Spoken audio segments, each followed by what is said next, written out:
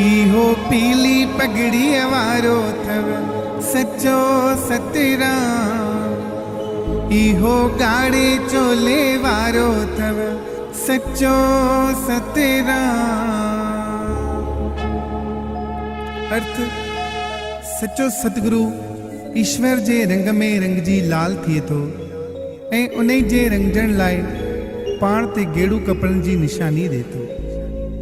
मक़सद दुनी साहिब जे हिन पद में असांखे सम्झायो वियो आहे त हे इंसान पाण खे हर वक़्तु ईश्वर जी यादि में मसरूफ़ रख, पाण खे उन जे रंग में रंगे लाल करे छॾ, जीअं आत्मा ऐं परमात्मा में को बेफ़र्क़ न रहे। सचे सतगुरु साईं सतरामदास साहिब जन पाण खे जन्म जन्म में रंगे अहिड़ो लाल करे छॾियो जो जन्म वक़्तु संदसि रूहानी रहबर सतगुरु साईं गोठ खोताराम साहिब ॾिसण शर्त चयो त ए महात्मा तूं हित ईश्वर जो नूर बणिजी आयो आहीं ऐं हाणे को लहर या लोॾो तोखे हिलाए नथो सघे। सचे सतगुरु असांखे साबित करे ॾेखारियो त तपस्या परोपकार या भलाई हिकु जन्म में न पर जन्म जन्म में असांखे ईश्वर तरफ़ वधाए थी ऐं आख़िर में उन ई परमात्मा में लीन लाल करे थी छॾे। भाई जेठानंद जेको श्रद्धाणी दरबार माथेले में रहंदो हो तंहिं ॿुधायो त असांजा सतगुरु भाई राजाराम साहिब सती पातशाही चवंदा हुआ त दुनिया में ॿ इंसान पैदा थिया आहिनि जेके ईश्वर तरफ़ां इंसानियत जे लाइ रहमत बणिजी आया ऐं ॼमंदे ॼाम हुया, याने ॼमण शर्त पंहिंजी रहमत जो जलवो ॾेखारियो। उन्हनि मां हिकु गुरु नानक साहिब ऐं ॿियो सचो साईं सतरामदास साहिब। बाक़ी सभिनी संतनि हिते कमाई कई आहे पर ही ॿई परमात्मा तरफ़ां कर्म आधार आत्माउनि जी शांति लाइ मोकिलिया विया। भाई जेठानंद वधीक ॿुधायो त उहो मूंखे पंहिंजे सतगुरु तरफ़ां हुकुम हुयो त जेठल कॾहिं बि इन ई दर खां मुंहुं न मटाइजां। उन जे दर्शन लाइ वैकुंठ ऐं स्वर्ग लोक जा देवताऊं बि सिकनि था। उन करे मां जेठानंद हिकु शब्द बणायो हो त स्वर्ग में सिकनि था रड़की साहिब किथे आ, सचो साईं सतरामदास साहिब भगत थियो जिते आ। चवनि देवताऊं था कयो असांखे आदम वञी दर तुंहिंजे जा थियूं असां बि खादम। मोहबत जंहिंजी विधो मञणो फिटे आ, स्वर्ग में सिकनि था रड़की साहिब किथे आ। कुझु सिटूं लिखियूं आहिनि, सॼो शब्द हर भगत ॻाईंदो आहे। उहो शब्द साईं राजाराम साहिब वरी वरी ॿुधंदा हुआ ऐं अखियुनि मां पाणी भरिजी ईंदो हो। ॻाल्हि यादि करे भाई जेठानंद पाण बि रोई ॾिनो। वधीक चयाई त उहा ॻाल्हि यादि करे मूं ॿियो शब्द बनायो आहे। ॿिया बि तीरथ घणा कया अथई, हल त हलूं हाणे रड़की साहिब में। मतिलब त असांखे हिन पद मां उहो सबक़ मिले थो त उन ई प्रभु जे रंग में रंगजी अहिड़ा थियूं जीअं सचे सतगुरु खे पसंदि पऊं। इहो छेर जामे वारो अथव सचो सतराम। इहो सब जो सहारो अथव सचो सतराम। अर्थ ईश्वर या हरि खे पंहिंजो वजूद इज़त ख़त्म करे उन में समाइण सां ई पाए सघिजे थो। जॾहिं उन सां मिली हिकु थो थिजे त पोइ ॿियनि खे बि उन जी राह में आणे सघिजे थो।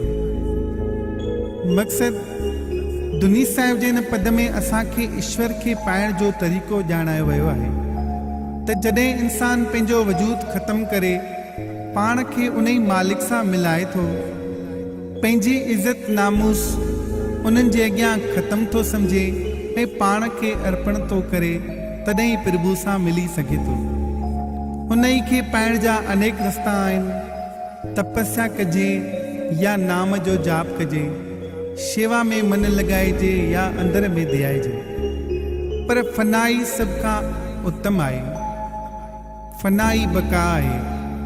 जेसिताईं पाण खे विञाइबो न, ईश्वर खे पाइणु एसी ताईं मुश्किल आहे। सचा सतगुरु असां खां रोशन राह बणिया।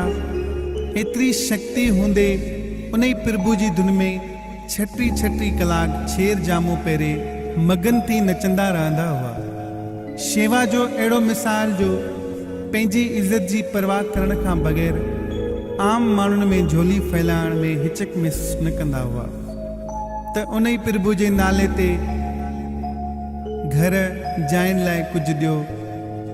उन्हनि ग़रीबनि जो तव्हां मथां हक़ आहे ऐं हिक हिक खां वठी उते जो उते ई ज़रूरतमंदनि में विराए छॾींदा हुआ। कॾहिं बि ईअं कोन सोचियाऊं त को ॾींदो या को न, पर हमेशह चवंदा हुआ असां वटि ईश्वर जो नालो खणी था अचनि, ॾियण वारो बि उहो ई आहे। असांखे सिर्फ़ु शरफ़ ॾिनो अथई। उन ई मां असांखे सम्झणु घुरिजे त जेको उन ई प्रभु परमात्मा या गुरुदेव खे पंहिंजो सहारो थो सम्झे ऐं ॿियनि खे उन ई जे बराबरि नथो रखे, उन ई खे ई हरी ॿियनि जो सहारो बणाए थो। इहो चोॾीअ जो चमकारो अथव सचो सतराम, जंहिंजो हिंद सिंध में नारो अथव सचो सतराम। अर्थ उन ई गिरधर गोपाल प्रभु जा नाला ऐं नारा हर हंधि गूंजी रहिया आहिनि। उन ई जी रहमत जा नज़ारा हर हंधि पसजनि पिया। जेॾा ॾिसां तूं ई तूं। धुनी साहिब जे हिन पद में असांखे सम्झायो वियो आहे त उन ई मालिक महिरबान प्रभु गोपाल जी रहमत हर हंधि ॾिसण में थी अचिजे, जंहिंजो विस्तार करे नथो सघिजे ऐं हर हिकु जीव पियो उन जा गुण ॻाए। मिसाल सिंध जा सदा हयात संत अमर शहीद संत कंवरराम साहिब वटि जॾहिं संगरार जी पंचायत अर्ज़ु खणी आई त असां वटि बरसाति न पवण करे डुकार आहे ऐं शहर जो पाणी बि खारो आहे।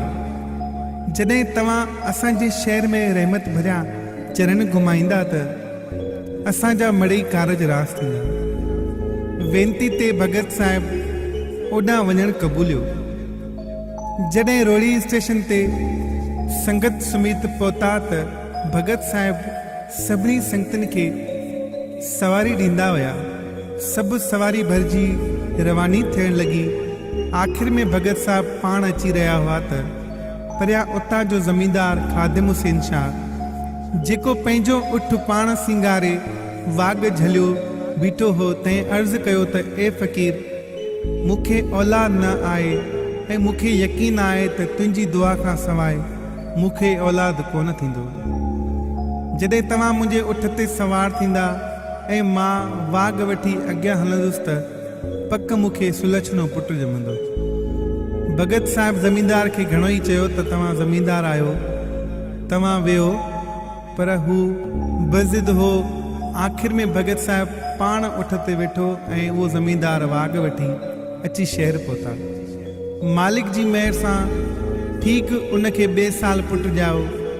जॾहिं भगत साहिब संगरार पहुता त पंचायत पाणी मिठे करण जी अरदास रखी। तॾहिं भगत साहिब फरमायो त पहिरियों ई असां हिते रहंदड़ दरवेशनि जो दीदार करण था घुरूं।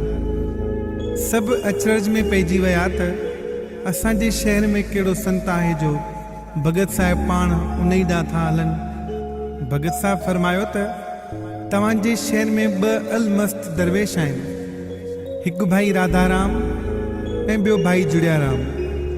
पहिरियों भाई राधाराम खे हमेशह नांग गिची में पिया हूंदा हुआ। उन ई जे आस्थान ते बि नांग घुमंदा रहंदा हुआ। जेको दर खोलींदो हो, हिकदमि संत उन ई दर खोलण वारे माण्हू खे पकड़े या सिर या पत्थर सां मारे ज़ख़्मी करे छॾींदो हो। तंहिं करे को बि शहर वारो उन ई घिटी मां लांघाओ न थींदो हो। ॿियो दरवेश जेको अलफ़ उघाड़ो पुराणे पिपल जे पोल में रहंदो हो, ऐं जेको अची उन खे घटि वधि ॻाल्हाईंदो हो, जॾहिं भगत साहब उन ॿिन्ही सां मिलण जी इच्छा प्रगट कई त सभु ख़ामोश थी विया त अगरि उन्हनि भगत साहिब खे कुझु चयो या हयो त शहरवासी मुंहुं खणण जहिड़ा न रहंदा। पहिरें ई भगत साहब नांगन वारे फ़क़ीर भाई राधाराम वटि आया, अची दर खड़कायाऊं ऐं नालो वठी 3 दफ़ा सॾु कयाऊं त उन ई अची दर खोलियो ऐं भगत साहब खे ॾिसण शर्त पेरनि ते किरी पियो।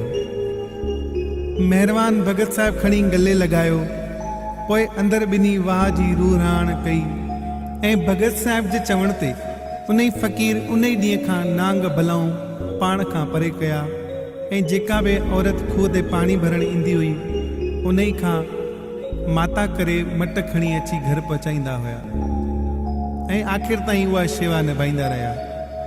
उतां थी भगत साहिब ॿिए फ़क़ीर जुड़ियाराम वटि आया, जेको खूह जे भर में पिपल जे पोलार में रहियल हो। उन खे बि सॾु कयाऊं। आवाज़ ॿुधण सां उहो फ़क़ीर ॿाहिरि निकितो ऐं अची भगत साहिब जे चननि ते सीस निभायो ऐं साईं बि खणी भाकुर में खयो। भगत साहिब फ़क़ीर खे चवण लॻा त तव्हां जहिड़नि दरवेशनि जे रहंदे हिते पाणी खारो हुजणु कोन थो ठहे। पंहिंजी रहमत सां हिते खूह मिठो करे शहर जो कष्ट कटियो।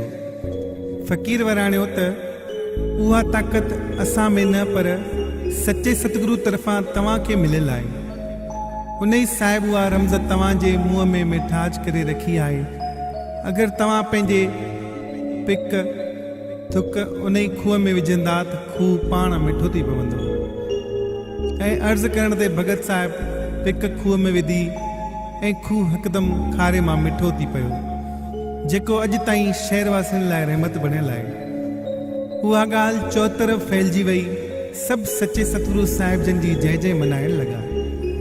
हर तरफ़ सचे सतराम जी जय ऐं मालिक जा शुक्राना हुआ। जेको बि इंसान पंहिंजे कमनि खे सतगुरु दर अर्पण थो करे त हर हंधि उन जी वाखाण थिए थी। हू मालिक दर सुरखरू थिए थो।